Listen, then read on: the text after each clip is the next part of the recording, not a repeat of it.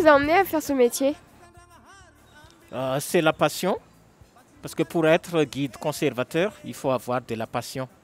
La réserve est délimitée par cette rivière en bas, et l'eau, ça fait une sorte de barrière naturelle qui empêche les lémuriens de sortir du parc.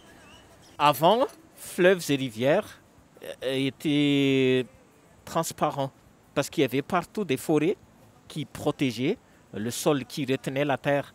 À force qu'on a tout coupé les arbres, il n'y a plus rien qui retient la terre et ça ravine partout. Et c'est ça qui donne la couleur rouge aux fleuves et rivières.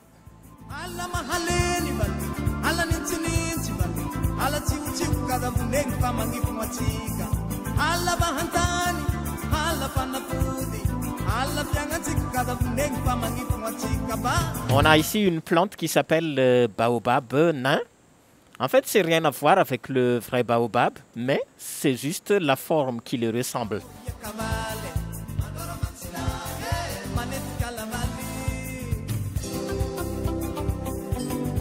Votre but, c'est de sensibiliser les gens? C'est ça. Il faut le sensibiliser. Déjà, à aimer la nature et aussi protéger la faune et flore du pays.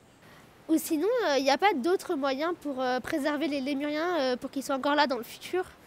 Bien sûr que oui. À part la sensibilisation des enfants, déjà de leur âge, il faut créer aussi des aires protégées. C'est-à-dire, il faut créer des parcs nationaux. Il faut créer des réserves spéciales ou des réserves naturelles intégrales. Et il faut protéger les forêts où les lémuriens vivent. Protéger les forêts, c'est de ne plus couper les arbres.